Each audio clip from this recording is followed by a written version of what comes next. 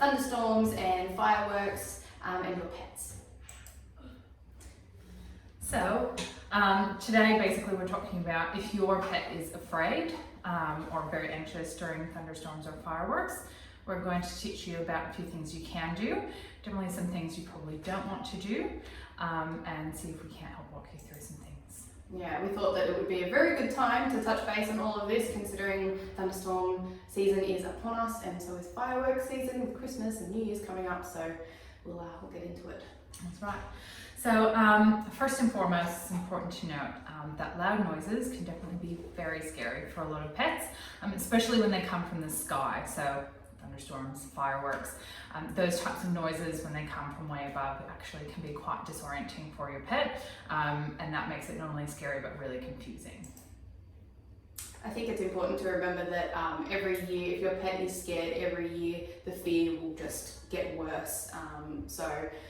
To help you and your pet to cope through the season of fireworks and storms, there's some tips that we'd like to give you. Absolutely, and if you see any signs that your pet might be a little bit frightened or anxious during these things, it's important to note you really want to start early doing some of these things. So first and foremost, do see if you can help block your pet's view of the outdoors a little bit. So draw any blinds, close any curtains, see if you can help direct your pet to a room that's not completely full of windows, and that can help dampen some of the sound and disorienting kind of events.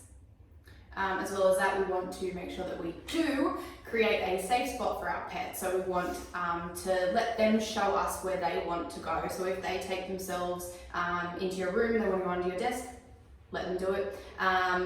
Where do they want to be safe? So they'll take themselves to where they want to feel safe. So if they curl up, as I said, under your desk or in your closet or anywhere like that, that will make them feel secure and safe. So ensure that they have access to their safe space or their area that they want to go to 24/7, so that they can go there for comfort, especially if you're not home and not around. And as well as that, make sure that you've got like the TV going or the radio going or a white noise machine or a fan or something that can help to block out the sound of thunder or just help to keep them feel a little bit more calm.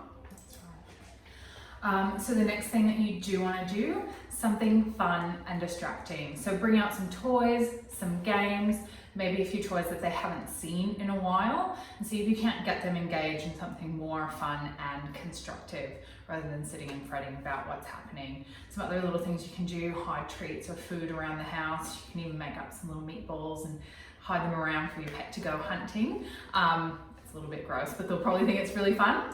Just make a note of where you hide the meatballs. Yeah, don't lose the meatballs. Exactly. Count how many meatballs you leave and where you put them so that you can find them if they don't find them themselves.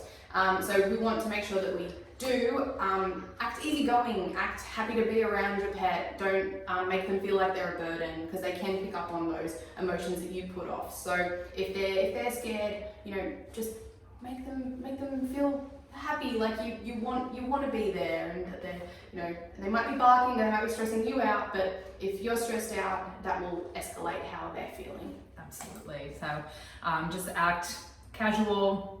There's some really annoying sounds happening, but it's no big deal. Cool, calm, collected. That's right. Some other things that you can do, you can try things like Adaptil. So Adaptil is a dog appeasing pheromone. It's calming, it's soothing. You can, if you want something long acting, you can use an Adaptil collar that you can fit on them.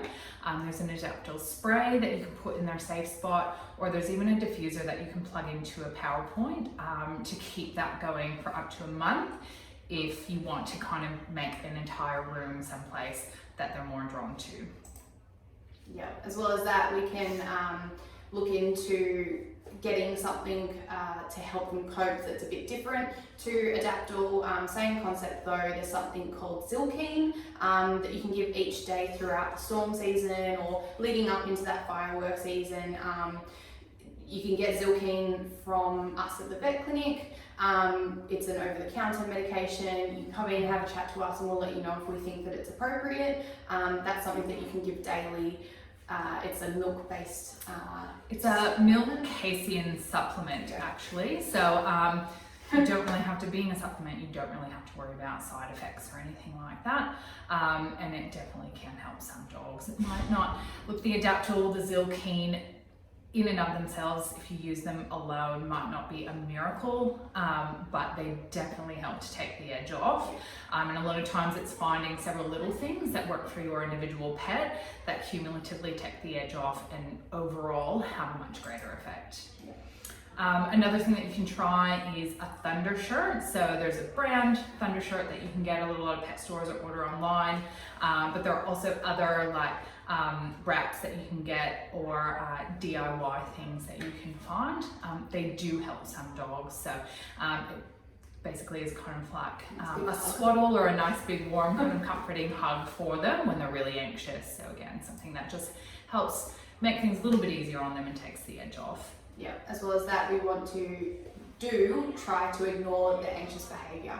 So that's ignore the anxious behaviour. So we want to redirect. So if your dog is anxious and they're stressed out and they're functioning at this high level, we want to just try to ignore the behaviour that we don't want, and we want to redirect it into something that we would like them to be doing. So when they're anxious and they're freaking out, they can't think. They've passed the point. They can't think straight. So you want to do something to try to redirect that behaviour. So fun toys, games, treats, like we discussed before, the meatballs, or their favourite high value reward or something. But telling them to sit down or anything like that, that's just something that they might not be able to process in their brain. So just getting them distracted, doing other fun things that'll redirect that anxious behaviour into something that is more constructive would be something that you should try to do. That's right. So at the end of the day, it's all about, again, be calm, cool, casual, distract, redirect, give them something fun, easy to focus on. And remember that if your pet is anxious or stressed, or especially if they're panicking, remembering they have a fear response. That fear response puts their brain into fight or flight mode, and in those circumstances, they can't reason, they can't think properly. They need you to kind of help be their anchor through that. And when all else fails, if you're finding that these aren't working, please do come and speak to us. A lot of these pets actually do need some medications to help them through, and that's not to say they need long-term medications. We have a lot of really good options to help them just situationally when you know there's going to be a storm coming, or when you know that there's going to be fireworks on. Medications do not have to be a last resort, and using them early on actually can help your pet calm and settle and learn how to cope through subsequent storm and fireworks seasons. So again, early on, getting the right things in place, build the right foundation. Medications can be your friend, and long term, you'll get a much better response and be able to hopefully avoid medications ongoing. I think that it's good to also set up for success in those instances where what I like to do is I like to check the Bureau of Meteorology and see for the week if there's any storms coming. So I know that maybe in the afternoon one day, say on Friday there's going to be a storm coming. So in the morning before I leave for work, I will give my pets their situational medication, because I know that while I'm gone, there's going to be a storm and I'm not going to get home in time to give them their medication. So I give it to them before I leave in the morning, and then that way they're nice and calm throughout the storm. So set yourself up for success and set your pet up for success. That's right, and you can hopefully then have some good toys available, food, hidden in treat dispensing toys, and make sure, double check that their safe space is available and ready and comfortable for them. Yeah. So now we're going to talk about some things that you don't want to do if your pet is panicking during fireworks and thunderstorms. Yeah, so I think that we want to start off by saying, do not punish your pet. Don't punish them if they are freaking out. Don't punish them if they're doing behaviours that you you do not want them to do, because they can't think. As we said before, they've passed the point of thinking, they're freaking out, they're in fight or flight, and if they're digging, it's because they're stressed. If they're digging, if they're barking, it's because they're stressed. If they're doing things that they don't usually do, it's because they're stressed. So don't punish them, try to redirect that behaviour. Absolutely. Other things that you don't want to do, please do not be afraid of comforting your dog. You cannot reward fear. And remember that the panic is something that cannot be helped. So, don't punish them, because they will learn probably not only to be afraid of what's happening, but to be afraid of you, especially if that big scary thing is happening. They know you're going to be upset too. So be there for them, go ahead and comfort them, but don't rely on comfort from you being their only tool to cope, because again, chances are, especially during storm season, if you're out, if you have to go work and live a normal life, you might not be home every time there's a storm. You can't depend on that. So help them, but don't depend on comforting. Yeah, I think that just to like reiterate what you said, just don't only rely on cuddling. So that might not always be something that helps them as well. So some dogs, they want nice comfort and stuff like that, but some other pets might just be like, I can't deal. If they want to run and hide and avoid you, that's okay to let them do that. Help direct them to their happy place. I think that as well as that, like, just to reiterate, you might not always be home in those situations. So I think it's important to find other things to do other than just giving them a cuddle. So don't let that be something that you only rely on, that they only rely on. That's right.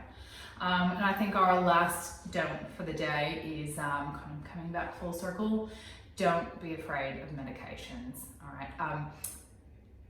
Better living through medications for some pets, and it's only a lot of times situational. So don't think it's something that you're going to have to depend on long term. Use it early, use it well. Please come and speak to us, and we can help you through. Yeah, don't be afraid to ask for help. We're here all the time. You can send us an email, you can give us a call, you can come in and see us. It doesn't matter when, we're always happy to help and always happy to have a chat. So just ask us for some help. That's right, and that's what we love to do here at Rousdale Family Vets. We're all about making things as happy and easygoing as possible, not only for our visits here, but for you and your pets at home. Exactly. So keep things nice and stress-free. Yep, so come on down and see us, and we'll hopefully be able to help you out. Good luck, have a nice day. Thanks.